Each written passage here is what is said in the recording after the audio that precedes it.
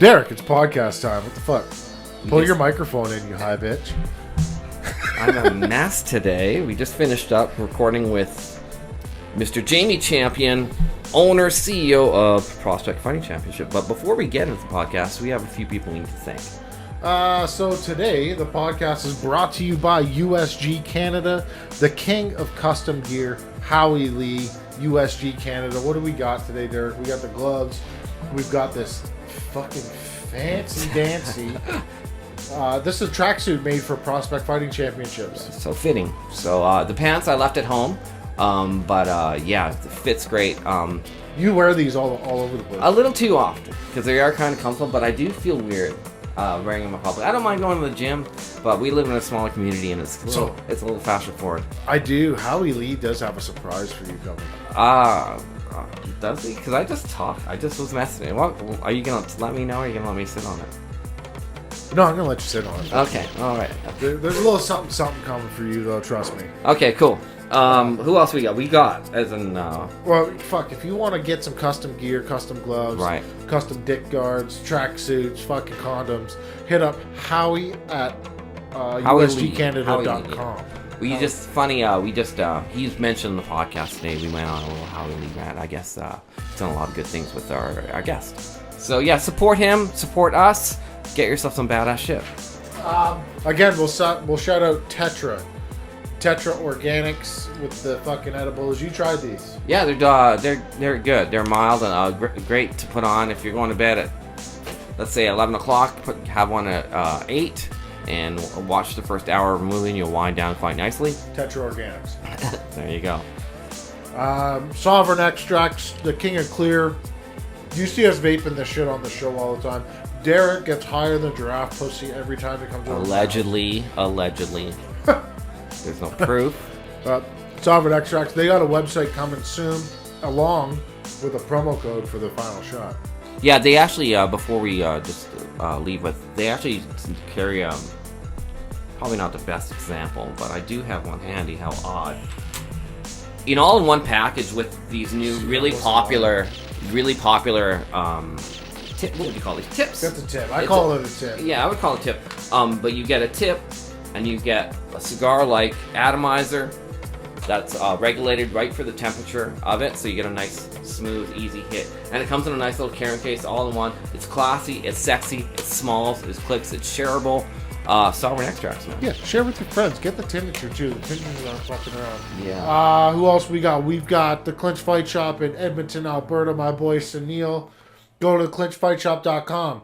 You want to order any fucking, you can get jiu-jitsu gis, judo gis. And they got this, if you're worried about, what's the disease going around now? Coronas?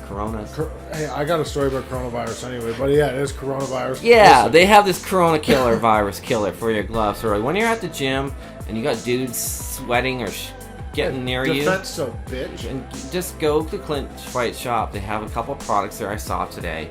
And stay clean. Bacteria free. Dirty bitches. Sweating in my mouth. Clinchfightshop.com. Use the promo code TheBadGuy and you'll save some money on your purchase. Who else? I want to hear that story. Oh, coronavirus? So I came up with an idea as to why coronavirus was invented. Okay. And I'm pretty sure it was either Coors Light or Budweiser to drop the sales of Corona. Oh, you think that? Oh, yeah. 100%. Conspiracy guy. Because you look at it, you're like, how many people die of the flu every year? Lots. More people than this fucking they put the coronavirus. stats up today, yeah, for sure. 2% of people die from coronavirus that get it, and they're all fucking 149, or they're babies. Right. They don't have an immune system to fight it. Regular people don't die from coronavirus. You heard it here first. Fucking Budweiser. Telling you. Do we have any more sponsors today, Jerry? They actually, you gave me this hoodie last week. Oh, Buckle Down Productions. And I thank you very much. Buckle Down Apparel. Use the promo code BCB10 and you'll save some money on your purchase. And then we have our final shot. We threw a quick get on it type thing. We didn't do it yet, but if you're not on it, get on it at onit.com/TFS podcast. We would like to bid a fond farewell to Aubrey Marcus. Who stepped down from CEO today. So we'll see what's coming next. They're still loud and proud sponsors here, and everything's business as usual. It's just kind of a personal thing because we've always dealt with the company under his name. I think he's coming out with a new dick pill. I don't know. He's got a new girlfriend and he's back with her, not with her, banging her. I love that, but whatever. All right. Who knows? But let's get to the fucking podcast, ladies and gentlemen. Welcome back to the Final Shot Podcast. Today on the show, we're switching gears from boxing and we're going to transfer over to MMA. We've got the president, the CEO, the head boss of Prospect Fighting Championship in, where is it, Ontario? Jamie Champion. Ontario. Yes, sir. How you guys doing? I'm great. How are you, man? I'm actually happy to talk to you because I wanted to I have so much gibber that I need to just get out of my mouth because like Sunday's event was absolutely bananas. I mean, not only just the fights, but just like the build up to the show, the traveling, the dealing with different fighters, dealing with fighters from Quebec, there's so many moving parts that it's like 2 or 3 days after the show, I'm still like, I can't sleep right. I'm very like, this is the best time to get me to clean the house because I'm like, okay, go, like, get shit done, right? So I'm just trying to I'm on holidays for 2 weeks, so I'm trying to just level out and trying to relax. But these things build you up pretty big, man. All right, before we get into the event, let's find out a little bit about you as a person because I don't know you, Derek doesn't know you, and most of our listeners aren't going to know you because we basically mainly talk about boxing. Man, I'm just an average Joe, just like everybody else, man. I have a full-time job, wife, kid, happy, go to the gym, I fart like you. You know what I mean? Nothing really changes. I'm just the same old. I'm just a regular Joe, man. I just love fighting. I'm passionate about MMA. I really like. I like dealing with fighters. I like dealing with coaches. I like dealing with fans. I like dealing with disgruntled fans. I've never really been good at anything. Oh, and it sounds weird, man, but like I've never, my whole life, I've just been just an average dude. I drive armored car for a living. I've been, like I'm pretty plain guy, but I fell into the fight business and I'm like hooked. And as a business, it's the stupidest thing you can ever do. But at the same time, it just brings me that much joy. You know? Now, is Jamie Champion your legal name? Yes, it is, and I'm not in the witness protection program like my matchmaker thinks. With the first thing he asked me, he goes, "Are you sure you're not, witness protection?" Nobody believes it, but yeah, that's my real name. That's your birth name, or did you change it? No, that's my birth name. It's actually Jamie Dean Champion. Your last name is Champion. Yes. Have you ever fought? No. You probably should. Not 40 years old, man. No, I'm a spectator. I've trained. I've done a lot of training, and I've done a lot of I've kind of been around a lot of fighters in the day, but I would never really took the plunge. I trained a lot of guys. I dabbled in Muay Thai quite a bit, but not on a competitive edge, more just for the love of the sport and staying healthy and just the cultural side of it too is very humbling. Well, you look fairly young still. I'm a little bit younger than you, but I look older than you. I've been punched in the face a fuck of a lot. So it definitely ages you. Yeah, so does being a promoter. I would guess so. It's a stressful thing. Yeah, it can be. But I got so many amazing people around me, man. Like, this isn't me that does this. I'm good at bringing people together. And I'm good at bringing the best out in people through positive reinforcement, encouragement, and trying to make people treat people like shit, man. And I've never been that kind of guy. I mean, no, that's a lie. I've done some shitty things when I was a kid, growing up in Toronto, but I softened up through the years and I kill them with kindness, man. I'm good to everybody, and that's my reputation. I've always been known for that, is to take care of people. I want to make sure that if you come to watch a show, you have a great time. If you're a competitor, leading right up from helping you with medicals to just getting you to the stage to even after the fight, checking on you, making sure that you're not all fucked up, man. It's you guys put it on the line for us, for our entertainment. So the least I can do is treat you like a fucking king, or a queen. Well, there's a lot of promoters that are out there that they treat fighters like dog shit. Like you show up, your change room is literally you got 10 guys on the blue side and 10 guys on the red side, and there's a fucking curtain cutting you off. You can literally hear your opponent's coach talking. Mm-hmm. And then you're warming up in a hallway or in a closet. Guys are shipping you from upstairs down to the basement, and then they're fucking with you, and you walk out. They're making you wait 20 minutes. Oh shit, we're gonna have an intermission now. That kind of bullshit that promoters do needs to stop, because it literally affects the outcome of fights. Yeah, I mean, on my side of things, just as being a promoter, I mean, I have done the curtain down between the centers, but I've also done it in gigantic rooms. So it wasn't like a small room where it was division was by a curtain. It was an extremely large room, and it was mainly because I was asked by the commission to make sure that all the inspectors and everybody was all in one area. They never liked the separation of the locker rooms or the change rooms, and it depends on the venue, right? We try our best. I mean, sometimes it's not always favorable, but if it's not favorable, you just one up it somewhere else. So if that had been a bad experience for you, I would assure you that everything else around the event and around the treatment that you would be receiving, coming on to fight and then afterwards, and you create. I have an emotional attachment to each and every fighter. I deal with every one of them on a daily basis when it just comes to everything. So I get attached to these guys, or I think they're complete fucking douches, and I want to see them get banged up. I mean, there are a lot of that exists too. Yeah. But for the most part, I pay my dues. I pay, make sure guys get paid their percentages, and their per diems is the first thing they get when they walk through the door. Like there's extra added touches that could probably make up for, which is not all the time, a separation of a curtain in a locker room. But ultimately, like, there's separation of the curtain in the locker room. You're going to have all your ice. You're going to have all you're going to water. You're going to have your mats. You're going to have everything that's going to accommodate you the best that I can of my ability too, right? Well, let's get into your promotion then. It's Prospect Fighting Championships. When did you start it? It actually started. It used to be Provincial Fighting Championships. So I did 3 pro shows back in 2013. And it was when Ken Hayashi was the commissioner. I'm not sure if you're familiar with who he is. He was a notorious commissioner.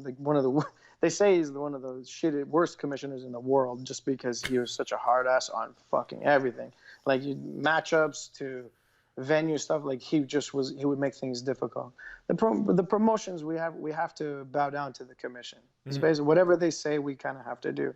So ultimately, he was difficult, but it sure makes things a lot easier now that we have a better commissioner who's for the sport, who's for growth, for development. I've always hated the word promoter. It took me probably 3 or 4 years before I would call myself a promoter. Oh, wow. Because I couldn't say it, because I felt that it had a smugness to it. I didn't want people to say, "Oh, fuck, you're a promoter, you're a dirtbag." I don't want to be that dirtbag promoter. And it goes with the territory, though. But it does. It definitely does. But it's changing the game, man. Fucking changing the game. It's good to see that good promoters are coming out, because there's a lot of them in Canada. There's a few in Canadian boxing. Melanie Lubovic, Michael Short. Mark Pavlich was an MMA promoter in Edmonton. He was fantastic. He treated his athletes like they were competing in the UFC. He'd send a friggin' limo to come get you from the hotel. But yeah, that's I like that. It's classy, man. It's you have to keep it that way. When you treat everybody good, man, they want to fight. Exactly. They want to fight for you. They want to fight for you, and then you build that reputation of, I'd love to fight for you again, man, because you just treated me so good. The fact that you guys even punch each other in the face for a living is bananas. Like, why not make that journey, like, memorable? It shouldn't be about, getting ripped off or having a bad time. You're gambling with your brains on it for us. So with your promotion, do you have signed athletes that are exclusively yours? Just recently started signing multi-fight deals. I don't generally like to, just on the simple fact that I never want to tie anybody up. I would rather you want to come back for me 10 times just because you want to come back for me 10 times, not because you're locked in a contract with me. I don't want to hold anybody up, man. If you want to go fight in another promotion next week, good for you, bro. Do it. As long as you're treated good, man. Just, judge a tree by its fruits. So I do have a couple of them, and that was only on their request. Hey, man, can we do a 3-fight deal? And I'm like, if it makes sense on the athlete, that maybe somebody that I can develop, help them get. I want to springboard them. I get off knowing a guy goes to the UFC after he fights with me. That's, to me, is a reward, man. It's to see somebody be so successful but be a part of that journey is I get off on it. It's weird.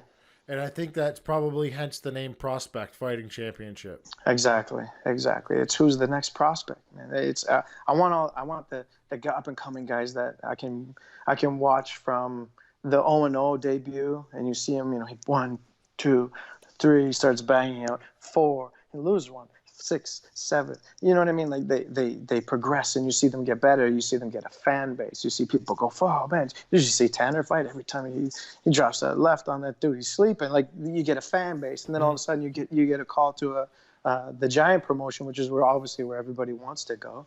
And you get to kind of go, look at that, man. Like, we saw this guy grow, and now he's like a UFC superstar, or did he go and not make it? At least you help fulfilling their dreams, knowing on the right path, So I see now you had Tony Laramie. Yeah, the kid's an animal. He's a little gremlin. He's a fucking animal, man. This kid is not even like, I don't think he's human sometimes. His brother can fight too. Same thing. Same difference. Same thing, man. They're actually, they're different people. One kid, TJ is very, he's a calculated fighter. He's very, he's cautious. Tony don't give a fuck. He don't give a fuck, man. He's like, okay, I'm coming until I die. And that's a scary combination for someone so young.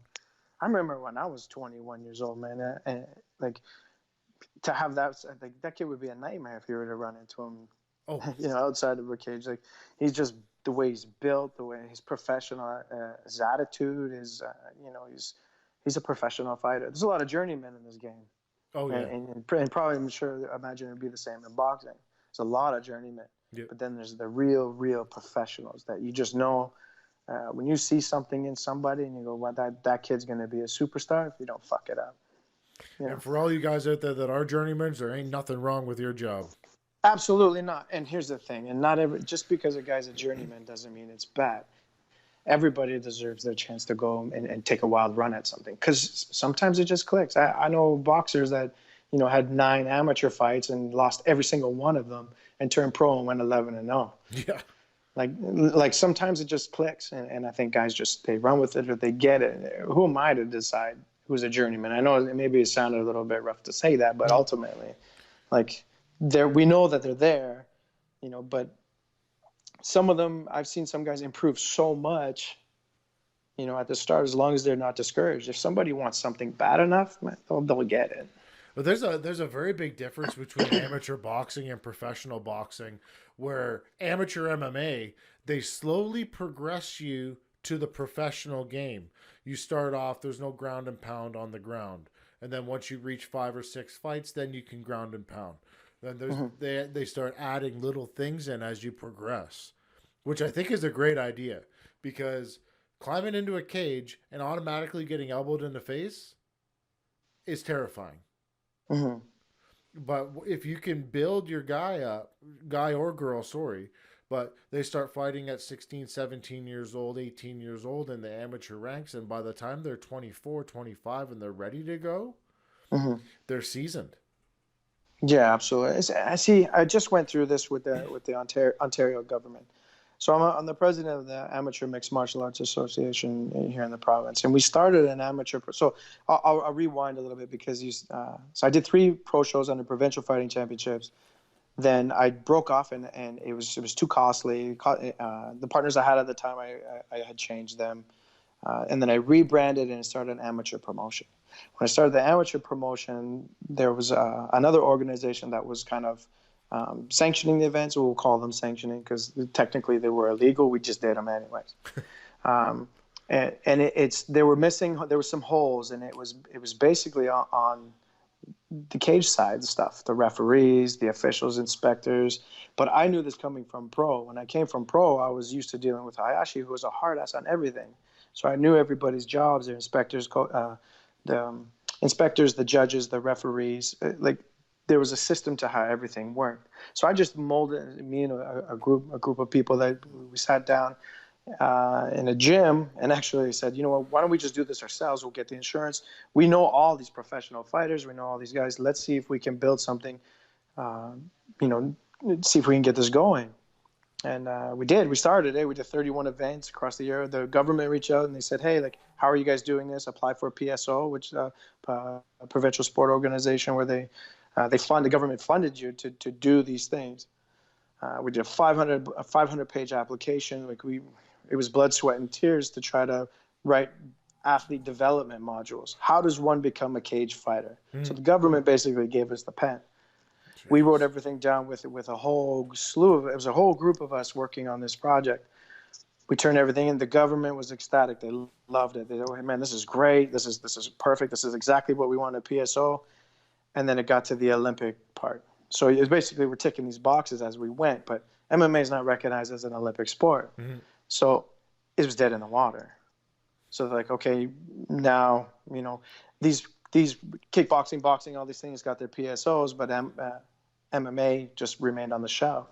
MMA is a whole new beast. It's boxing, it's jiu-jitsu, it's Muay Thai, it's wrestling, it's pancration, it's everything all in one. But ultimately, so we went to a standstill on the amateur stuff, but while we did all these events, we had all these guys getting all this experience. So when I came back to do pro, then we had all these guys we can turn over. The problem is we need a system of development. You can't take a professional fighter, and I've seen guys turn pro way too early.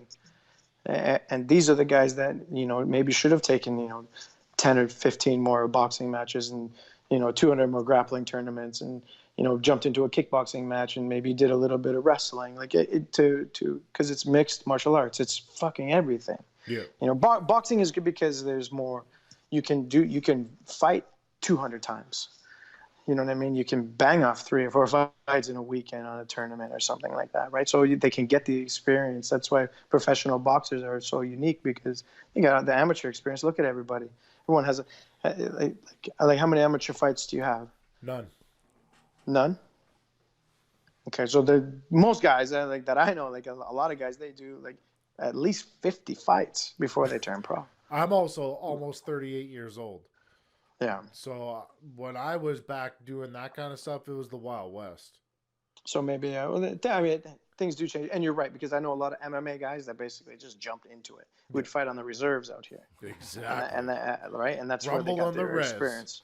Fuck yeah. But the problem is that, and here's another reason why I got into promotions too, is because I seen these shitty promotions as a coach. Mm.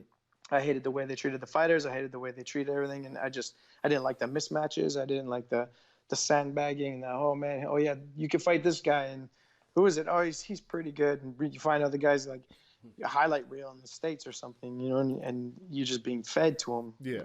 And I always said, fuck, I would never be like that to people. It's be transparent, man.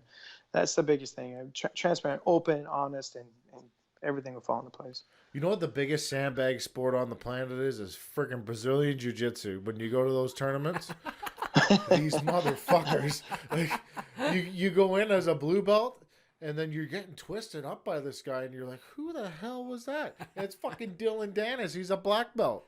Get out of here. That's hilarious. Kick rocks, man. I've never done jiu-jitsu, but I've heard that. I've heard, every sport that picks on each other, right? It is what it is. At the end of the day, it realistically is an amateur competition. You're not You're not fighting, and I hate they call jiu-jitsu fighting, especially in a tournament like that where it's more of a match, right? Yeah. It makes me mad when jiu-jitsu guys say that they're going for a fight too.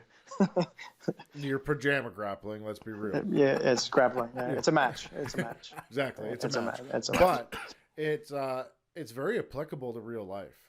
Like if you get into a tussle at the bar and homie's got a jacket on, you can choke him out real quick. Yeah, or throw them, or yeah, man. Dude, that's why jiu-jitsu guys are so dangerous. That and judo. Those guys too.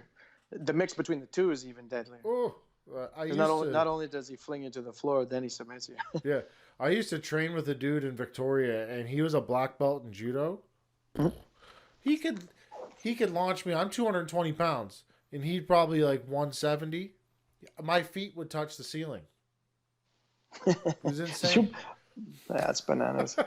It's pretty cool. I know at the beginning of the show you said you wanted to ramble on about your event that just happened. I want to hear about it because I've seen some clips of it and it looks like you put on a hell of a show. The fighters put on a hell of a show, man. And the venue was... am I losing you? No, you're good. The production value is what I was talking about. It looked amazing. Oh, yeah. The venue was beautiful, man. Like, when I first looked at the venue, I knew right away. I was like... I went in, I looked, I saw, I went, whoa, I had a boner, and then that was it. I was like, off to the races. Let's make this shit work. And I didn't get the full effect of it until I told the guy to turn the lights on. And it took a half an hour for everything to warm up. That's when I knew that this place is going to be perfect. It was a smaller venue, so it was high risk because I had to make sure that I sold everything. So it was high risk because it's not like a 2,500 seat venue. You know, we're talking about like 1,500. You know, so it was high risk, but I knew the venue, everything like. On this one, I don't give a shit if I lost just because how sexy it was. It looked great. I seen photos. I was like, but the fights too. The fights were good? The fights were amazing. From the ones I saw anyways. But from like a lot of people told me, like, I haven't fully watched all the fights. And that's the shitty part about my job is I don't get to sit and enjoy it sometimes. Yeah. My daughter's first show, she's 5.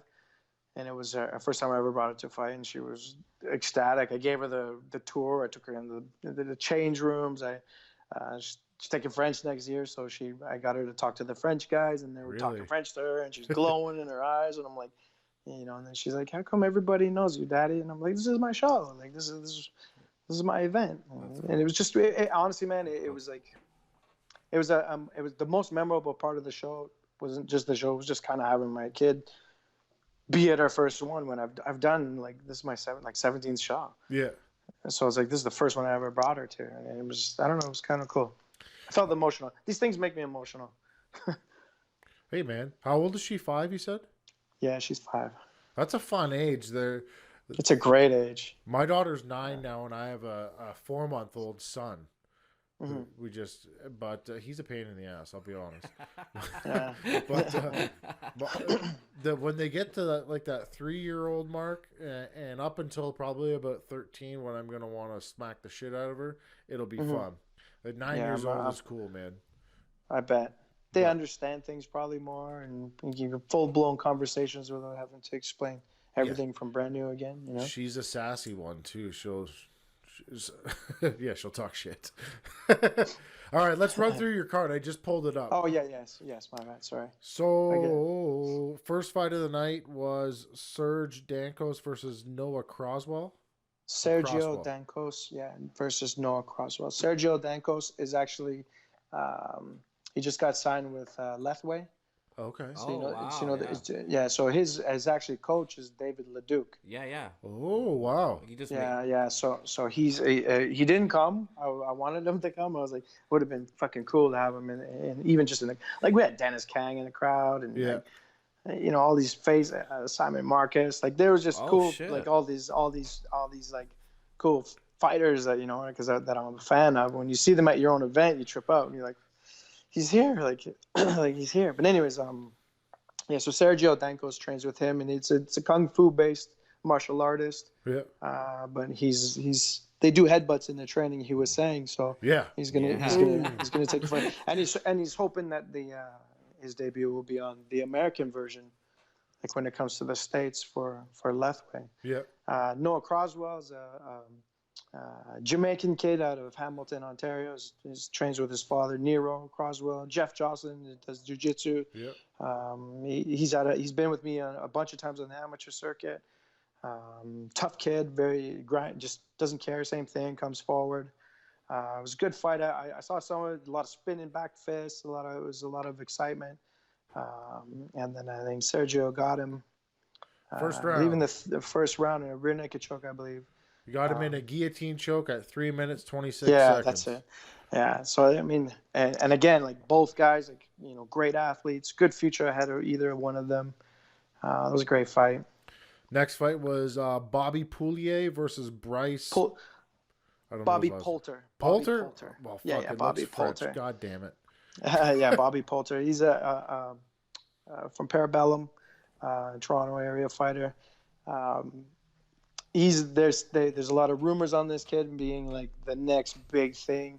Okay. Like when I see him, I look in his eyes. I can still see the kid in him. Yeah. But he's jacked and he's tough. It's weird, but he's very polite, very well spoken. He understands it. True professional. That was a great, brilliant fight. Both guys just savages. Decision. Yeah. Next fight, I don't know how to say these names. It looks like Hashmat. Oh, you know what's kind of funny? My ring announcer, Pete Trevino, and I said to him, I go, Pete, man, you're gonna kill me. And he goes, why? I go, this card's so fucking diverse. Like the names, bro. You're like, good luck saying the names on the. We lost 3 fights the day of the weigh-ins, and the same thing. All their names, you could barely pronounce any of their names. Wow. Anyways, sorry, go on. It looks like Hashmat Sarway. Yeah, Afghanistan kid. Not from he's Afghani, but he's Ontario. Recently engaged. Really good fighter. Very technical. He fought at Benabi Oturo. Crewlin, you know who Crewlin is? Yep. House of Champions. I've had him on the podcast. Yeah, he comes from Lynn's amazing. Like he's a great guy. He's definitely a veteran in our area. I'm going to do a podcast with him in a couple of weeks. Nice. If I can get him in, if I can ever track him, when he's not busy, and he's a guy that's always busy. But Nabi's like a very high level striker. It was actually a really good fight too, stylistically. Yeah. Sorry. That fight ended in a rear naked choke. Yeah, Hashmat got him, but yeah. It happens. Next fight was Claudia Baril versus Melissa Karaganis. Yeah, Claudia Baril. She's from Quebec. 22 kickboxing matches. Extremely tough. Melissa Karaganis is known for taking only tough fights. Mm-hmm. she's just a goer, man. The commission called me the other day. There was a worry that her orbital bone was broken that fight. Okay. But she checked out. She's good. She's all good. And those are the things that scare us, like when, you never want to see anybody get hurt, long term. I would rather, choked out or getting tapped out, to me, is always the better route, just because then they go another day. It's not a big deal. But when someone gets, like a hard left hook, or I think she got a toe in the eye, I think is what happened. She got kicked. And the toe went into her eye. So I made a bit of a mess of her eye. That shit's scary, man. I pray to the fight god. I pray to the fight gods every show, man, just to make sure everybody don't get all messed up. So instantly when I see this fight, and it says that Claudia climbed to 1-0, so that was her pro debut. That was her professional debut against a girl in Melissa who was 3-6 at the time. Yes. Yes. At what point do you say, "Hey, enough's enough"? Well, I mean, the thing is, when I do the belt proposals with the commission and stuff, they look at who she fights, and that's why I kind of say she's known for taking really, really tough fights. That's why I say, when you're sitting at 3-7, you've got your ass kicked 7 times by tough girls. Yeah. There's got to be at some point where you say, "Hey." Mm-hmm. I think it's not that she's not skillful. I don't think that's the case at all. I think She's just getting the wrong end of the draw, man. It And happens. I think maybe she should probably just reevaluate everything. And I know with Ontario, like four losses in a row, I think that's it. I think they kind of pull the plug on you, right? And for her own safety, And it's not that she's not capable of being, a high level contender. I think she just needed that streak, and it just hasn't been favorable for her at all. Basically, what I'm getting at is I'm not shitting on her, but who's making the decisions on who she fights? Because being that person that only takes tough fights, Mm-hmm. MMA and combat sports is a thinking sport. You need to be smart. Mm-hmm. When if your first fight's going to be the toughest fight of your life, or they're not going to get any easier, Mm-hmm. you gotta. Hey, can we get like a fucking bum? Can we get a win? You know what I'm saying? I think she actually had an extensive martial art career, like doing just kickboxing and other taekwondo. She comes as a taekwondo base. I have no doubt. It's just when I see 3-7 against 1-0, my radar automatically goes off that. But the 1-0 also was like 20. She had 22 kickboxing matches just last year. Oh shit! Right. So stylistic, we thought, okay, because she had X amount of number of fights and she was taking the hard fights, we thought, the 1-0 was no slouch. Yeah. She was like bar none. Like Claudia Barril is a really tough girl, man. She's super tough. And it was a good fight. But win some, lose some, right? Let's get off this fight. I dig myself a hole. Yeah, that's okay. It's all right. Joe Marchand versus Brad Sullivan. Oh, man. Joe Marchand, the same thing. 133 Muay Thai fights, or over 130 Muay Thai fights, this guy. He's Stratford local, OG veteran in Muay Thai in the area. And once he wanted to put the small gloves on. And Brad Sullivan stepped in kind of last minute. It was the last minute. We lost a bunch of opponents for him going at it. Again, another... it was like a high-level jiu-jitsu versus a high-level striker. Fun fight. It was a great fight. Styles make fights, man. They do, yeah. They and that's why my matchmakers are golden. Like, it'd be very rare to see a mismatch on the card with these guys. It's a split decision after 3 rounds, so it must have been tight. So, next fight, Lloyd versus Jorge. That's where I'm leaving it. George Burrito and Lloyd Galindo. Lloyd Galindo's from Quebec as well. Okay. George Burrito's cult following in all across Ontario and the country. This guy's like such a high level of jiu-jitsu. Hasn't fought in 6 years.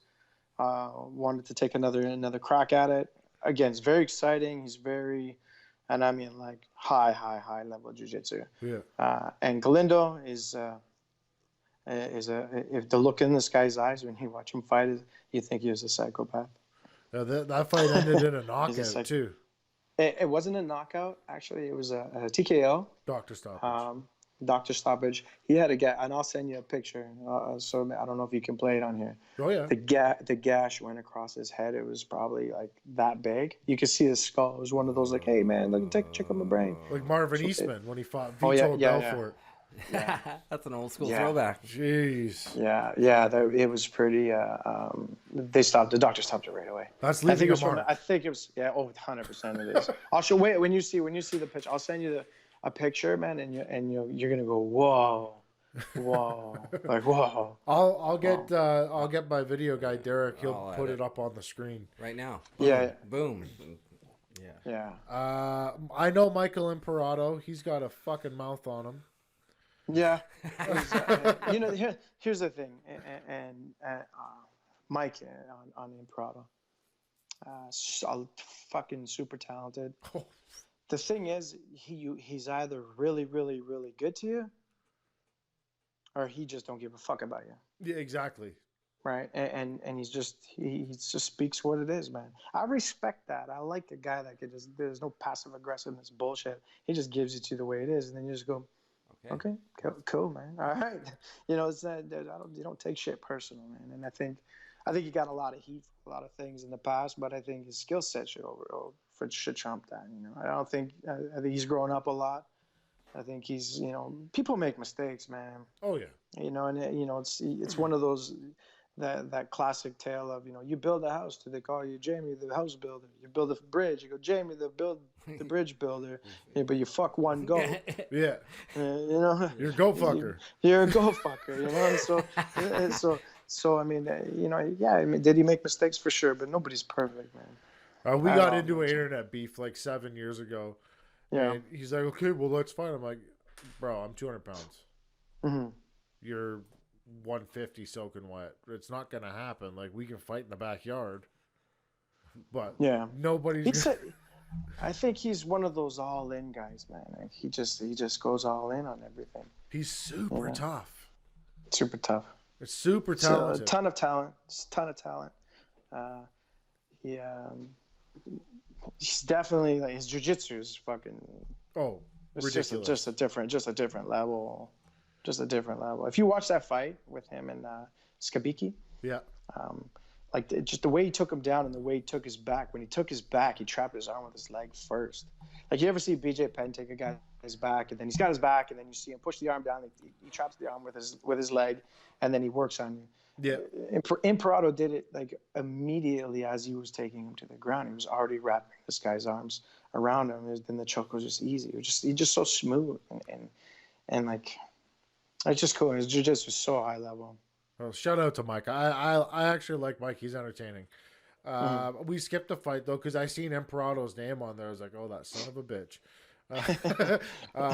Zachary Powell versus Adam DeFreitas. That's it. DeFreitas. That was a really good fight, man. Zachary Powell's out of Quebec as well.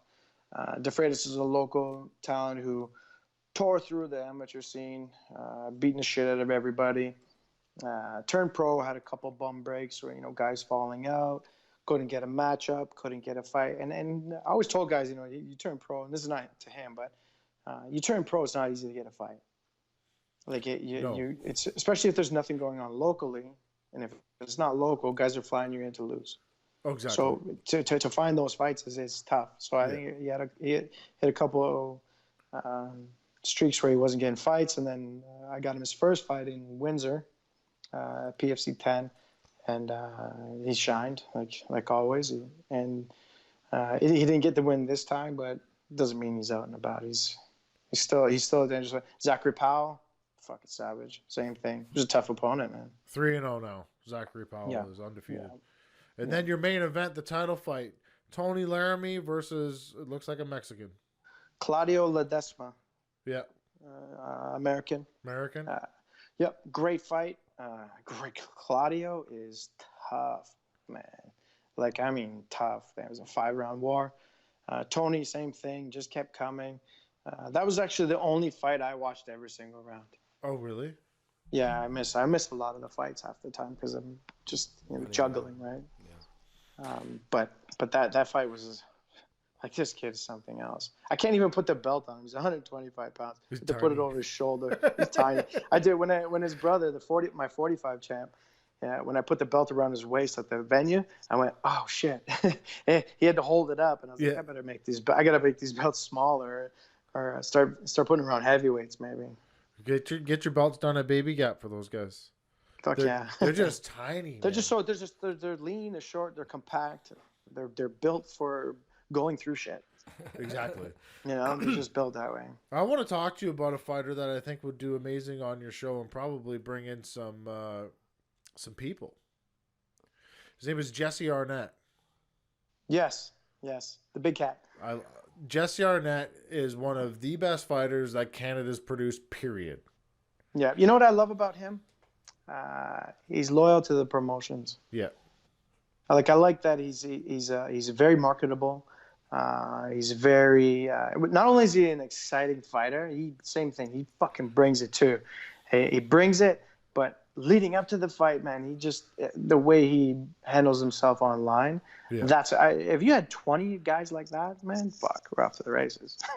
Like, he's just one of those guys. He's super marketable. He delivers, and From what I've never met him, but from what I hear he's like a really, really good guy, man. Fantastic individual. I hear he's like a super great guy, and I like guys like that. I would love to work with him one day, and maybe it'd be cool to have him on a card, man. I'd like to be a one tick on the box for me, for sure.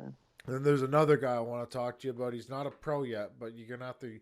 You may probably have heard of him because I believe he's like 10 or 11-0 now in amateur. Mm-hmm. He's the reigning 155 or 45 Canadian amateur champion. He went over to freaking Guadalajara or wherever they held those things with Bill Mahood, and won that thing. His name is Jet Grand. Okay, that's another epic name, Jet Grand. Jet Grand. He's a murderer. Really? Murderer. I can turn over, man. Where's he out of? Yeah, call me, man. He's at a Red Deer. Add him on the Facebooks and just watch him because he's another guy that not the greatest talker of all time. Yeah, but they don't need to be. I like the guys that deliver, that don't say. No, he'll keep his trap shut and then he'll fuck you up. Yeah, I like that. I really like that. Not playing. But that's a guy you should keep your eye out for because he'd be a good guy to add to your roster. Mm-hmm. But I'd love to see before Jesse Arnett retires, because he's not the youngest fella anymore. Mm-hmm. But before he retires, I'd love to see him go over there and do work. Yeah, I would love to have him. So, you said before that you're gonna have verbal diarrhea. I'm guessing about this event. Tell me about it. Oh, I want to know. It's not so much verbal diarrhea. It's just. I drove into the city on a Thursday, and it was like, you go from the Thursday to the Tuesday. Yeah. On fumes. Like I don't get much sleep. I'm very, you gotta make sure everyone's picked up in the airport. You gotta make sure everyone, it's just a lot of little moving parts.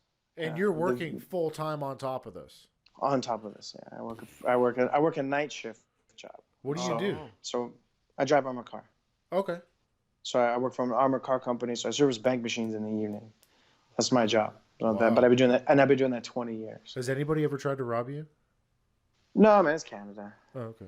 Yeah, it's Canada. We're pretty good. The money's shit, anyways. It's not like it's not like the movies, man, where it's like this guy's transporting $10 billion. It's like man, come on, man. We're loading tiny little bank machines all night. Like you're not getting anything. It's not worth it. We're only armed just because. People are stupid, and they think they got to kill you for peanuts. It's the unknown. I wish more people knew that, we're not transporting millions of dollars. You're not going to get your ride off in paradise if you shoot and kill us. I want to come home. I have a kid. My family. I want to come home to. But that job, anyways, lets me, because the run that I do, there's a lot of driving. Okay. So I get a lot of work done. I'm in the back of the truck, so I'm on the phone all night. Yeah. I'm doing my emails. I'm doing my texts. I'm doing, and again, I have a wonderful team around me, man. Like best matchmakers in the country. I got, my assistant is a fucking animal. My wife is super supportive. Like, I couldn't ask for a better group of people around me. How many people are in the prospect team? How behind the scenes? A number wise, I don't know, but How many guys got to do a show? I know there's a lot of moving parts, but for you have your wife. So on a show, when it comes to putting the show together, I have two matchmakers, Woodrow James and Alex Caparici. Alex Caparici resides in Montreal. Woodrow James lives here in Ontario and Sarnia. He's been a veteran of the sport for a long time. He's done shows in Port here. He's done hundreds of shows. Alex Caparici has been in the game since 2003. I think he was around when TKO and he's done a ton of matchmaking. He knows everybody. His black book is thicker than anyone's I know. Great negotiator, treats people great, and they're really good guys. So them two work with me. My assistant Tracy, she's been working with me forever. She's an administrative whiz. She knows what to look for in the fights. She knows booking appointments, just stays on top of the things that I generally forget because she's like, oh, don't forget so and so's got an appointment. We got to pick this. She's so in tune. Right. And, the reason I ask is because when I wrote your prospect fighting page today, I got hilarious response back. Yeah, that was Woodrow James. Okay, so I want to know, like, how big's your team? So I was like, Yeah, who are these characters behind the scenes? And, like, also, too, from your website development, from doing the YouTube stuff to all the little stuff, like, how do you manage it to do that? Like you said, working a 9-to-5 type job and still get all that shit done, it must be tough. I was like wondering, like how does that, tons of moving pieces. How many people are on your staff kind of thing? Well, there's us three, Tracy.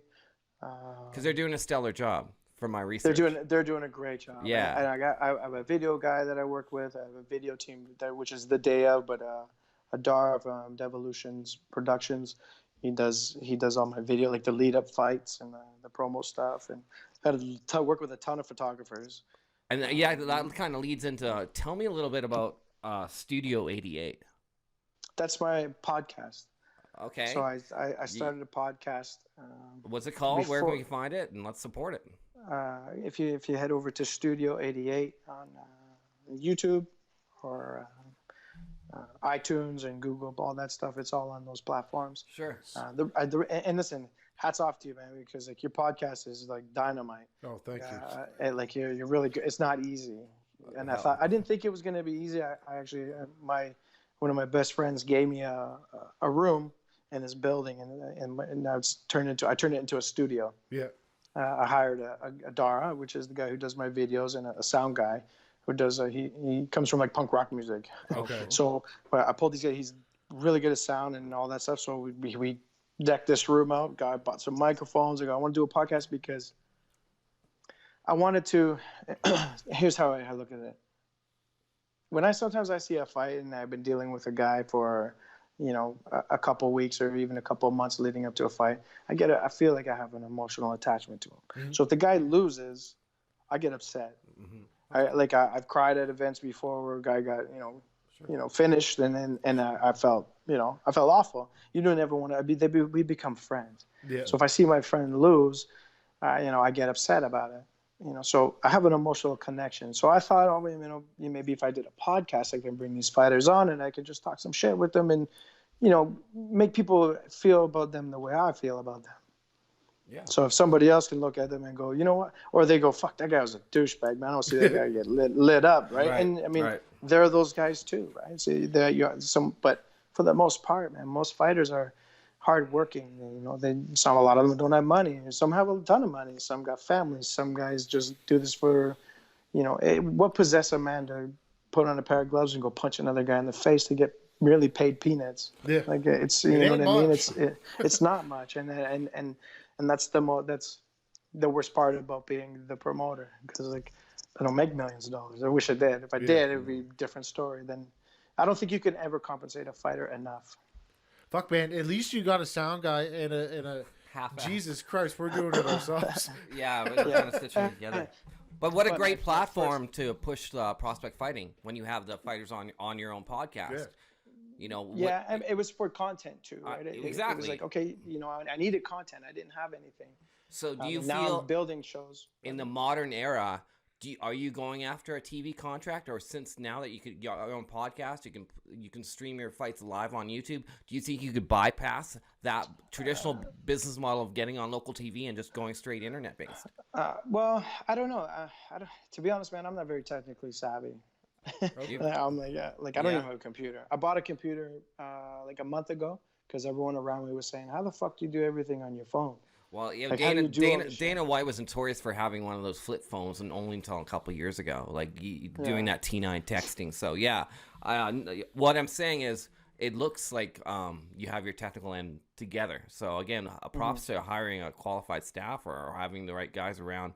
But it kind of brings me back to what you said at the start of the podcast, Jamie. You probably had the most humble entrance of everybody we've ever interviewed before. You came on really humble, and it was kind of nice to see. But how does a blue-collar guy go from working at an armor car job just to getting his buddies to throwing together a huge MMA organization? What's the thought process on that? And how much personal money did you have to invest in it? Or there's an incredible buy-in, or how does that work? A lot of crazy. We are crazy. We're crazy. Yeah. Just make it happen. We're crazy. It's we're just crazy. through hard work. I can't say I'm the kind of guy that if I say I'm going to do something, I do it. Was I it your can't, idea? Are you the man? Was it your idea? Well, when I first got into promotions, yeah, I actually started in the back of a gym. Jesus. I did a smoker show in the back of a gym and sold 300. I sold 300 seats, and it was only to get my own guys' fights. So I did a smoker show, but I'm like, you know what? Well, fuck, we'll sell them for $20 a ticket, and we'll put them in the fighters' hands. I'll get a DJ, I'll get a couple of girls from the university, and get some lights and make it, Well, you just see so many fight organizations coming and going, and yours is fairly new. I was like, what made you snap to say, like, I'm the guy that's going to make it happen? And like, I don't know how stiff the competition is in Ontario in terms of MMA organizations, but it was like a really bold, strong move to do. Mm-hmm. Well, I mean, I don't know, man. I think it's I don't want to see our guys leave the province. Oh yeah. Here. There's so many tough guys here, man. Ontario is a mecca for fighters, man. There's so much talent here. Do you think that limits your growth? Only focusing on Ontario and local? Fuck, not in Ontario. No? Fuck no. There's so many gyms. All right. So many. Man, there's a lot of gyms in Ontario. Yeah. Like you can, I can go to each city and there's like 4 gyms in each city. Yeah.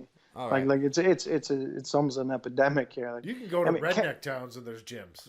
Yeah. Yes, a lot of redneck towns have those gyms that have those tough guys, that have those guys that are, those grinders, those, the guy that's, slinging hail or, beating on roofs all the night. These are the guys that are they're super tough, Yeah. But So- why not give them the good platform, Right. I like to give them that stage. They deserve it.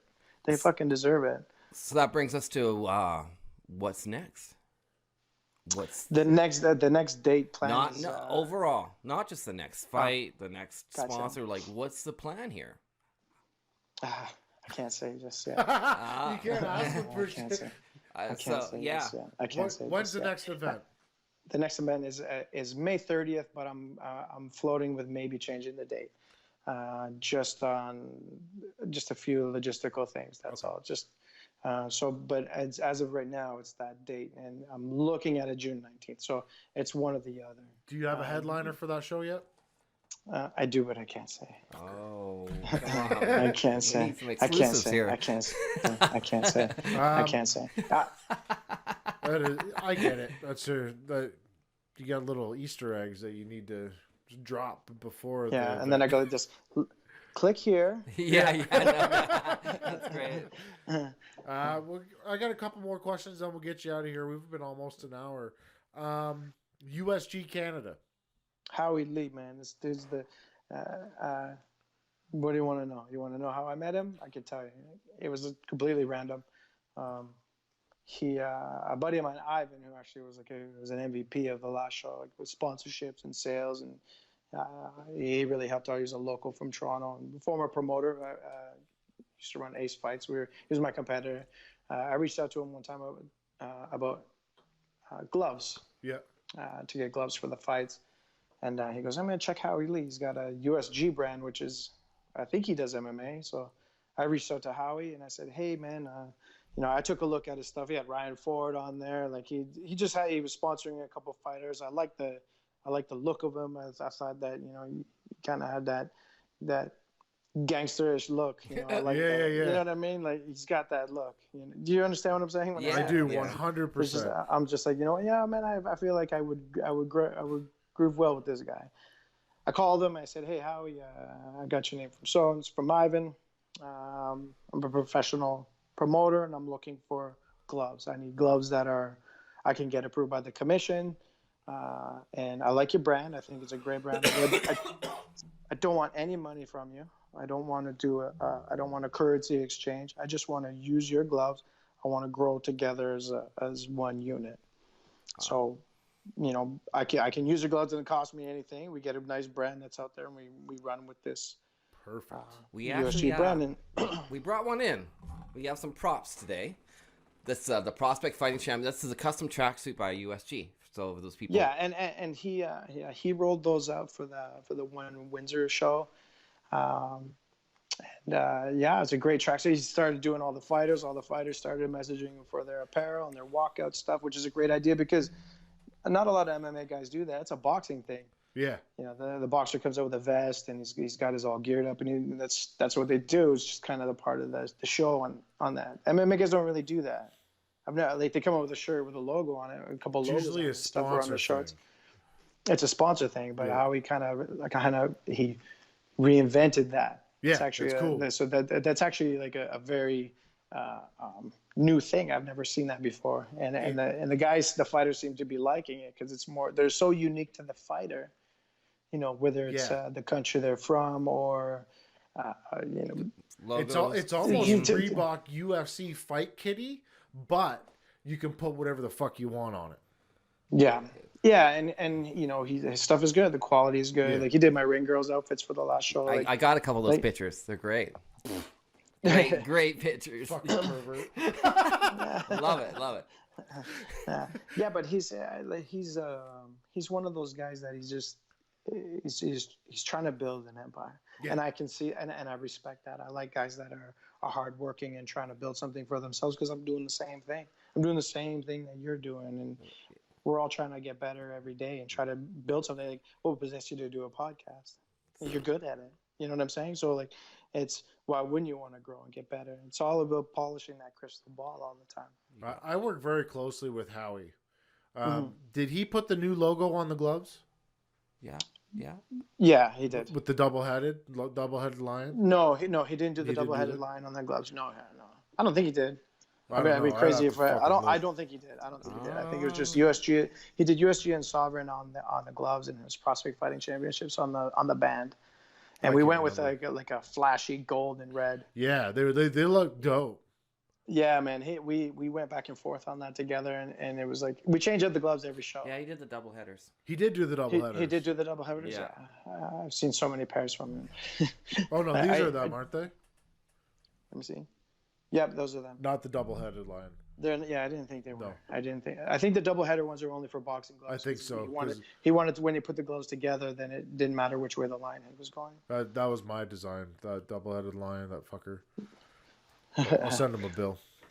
Send him the bill. 25 G's. Exactly, 250 G's. But anyway, last thing, I want to know what you're packing in that armored car. 9mm, 45 shotgun. What's going on? 40 M&P is what we're rocking in these things. Same as the OPP, Ontario Provincial Police. Okay, you ever had to pull that on somebody? No, just at the gun range, man. I hope Really? to never pull it. I never have to pull it. I hope I never have to pull it on somebody. know. If I have to pull it on somebody, then it's not good news. Do they give you the extended club? No, we're not. See, here's the misconception. We're not security guards. We don't carry security licenses. We're not there to protect the money. We're basically an armed courier. I'm basically I'm a fucking mailman with a gun. It just happens that the cargo that I carry is goods and vulnerable and money, right? So I mean, like we're transporting it. The gun is only to protect my life or the life of another. Just on the simple fact, people are fucking stupid, and you know what I mean. Like they try to kill you for shit, and it's that's only so that me or my partner or anyone that can go home. So the reality of actually using that thing is like 2%. I would hope it was less. Okay, 0.15. Yeah, like I would never. I mean, that's the thing is like if you're pulling it, you're pulling it to use it. Well, that's the And- thing and with a it's gun. just- The thing that comes out the other end is deadly. Mm-hmm. But I didn't know what the reality of is. I don't know what you're carrying in there. 25 grand. Realistically, is that worth robbing somebody for? Probably not. None of it's worth robbing. The simple fact that someone needs to go that route is beyond me, man. Bro, you're carrying 110 million bucks in there. I'm taking a run at it. Just kidding. It's yours. It's insured. I don't care. Exactly. That's the thing I don't get is all that money that's in those vehicles is insured. Don't give any ideas. Listen, but we're not doing the Italian job, Mark Wahlberg and all that. no, I'm just saying, like, I just would never want to be shot at for something stupid. Right, you know, right. like, We get it's it. just We're it's just fucking not up. worth it. It's come on, man, give your head a shake. It's Right. fucking Canadian money. I've been shot at. Where are It's you not gonna fun. spend it? You know? Right. I've been shot at a couple times. It's not fun. No, I hope to never ever be shot at. All right, let's wrap this bitch up. Prospect Fighting Championships, Jamie champion. Next event is potentially May 30th or June 19th. Where at? Wait. Rebel Nightclub. Rebel Nightclub, and what city is that in? Toronto.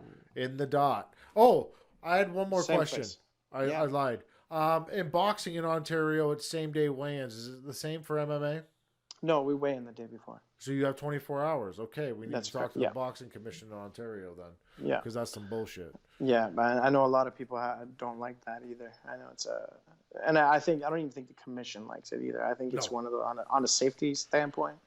It's a 1950s rule that needs to leave. Yeah. I mean, high concussions and dehydration stuff go hand in hand, man. And it's not good for the sport. It's not good for the athletes. It's not good for guys long term. You're taking those beatings. I hate seeing drastic weight cuts. Yeah.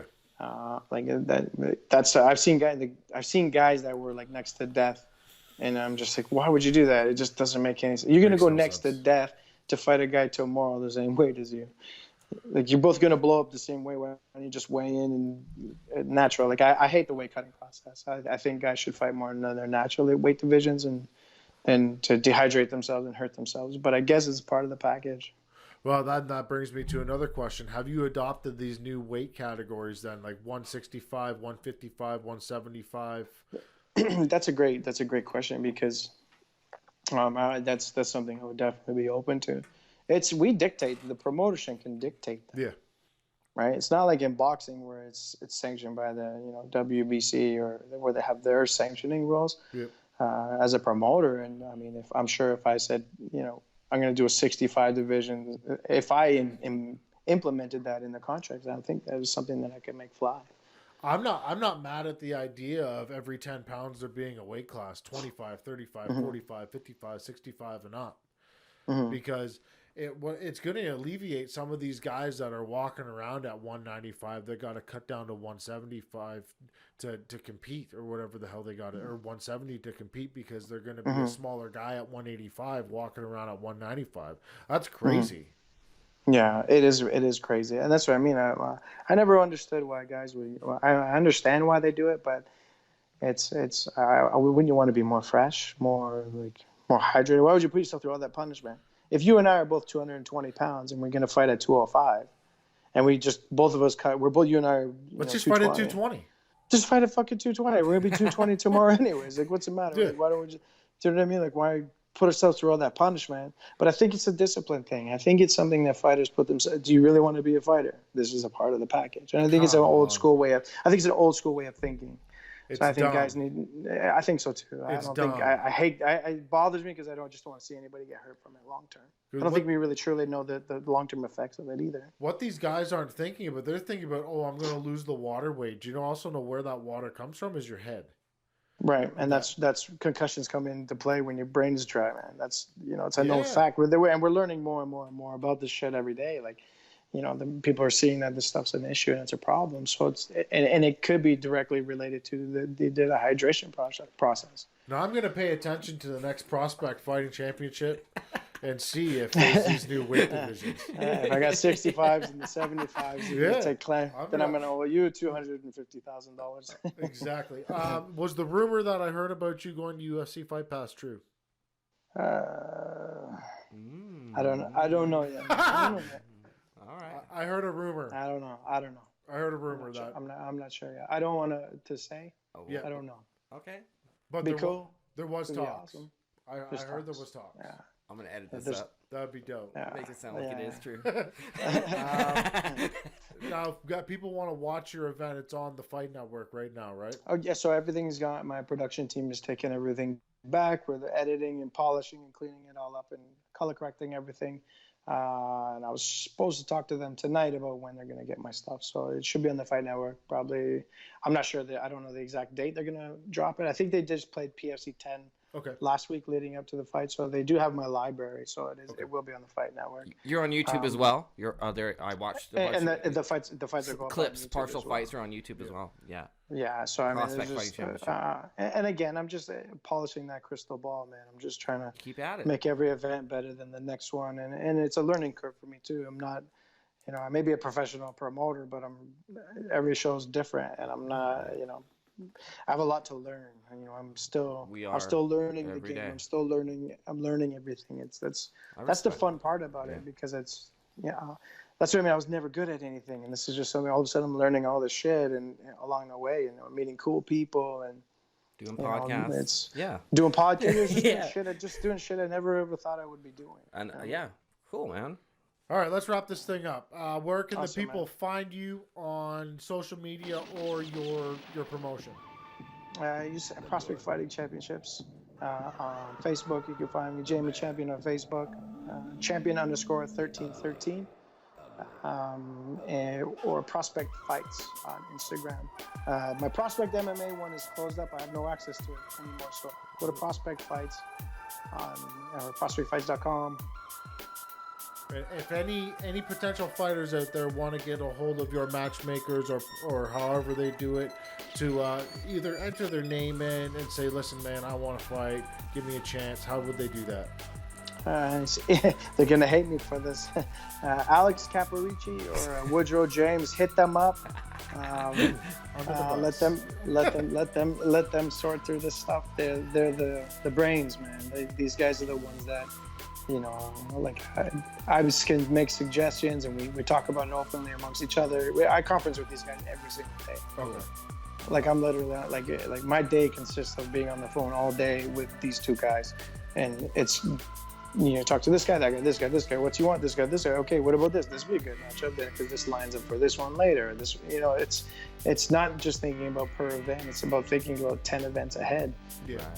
So I plan, and then if guy loses, then it changes the playbook, plan B. So it's not just thinking one event.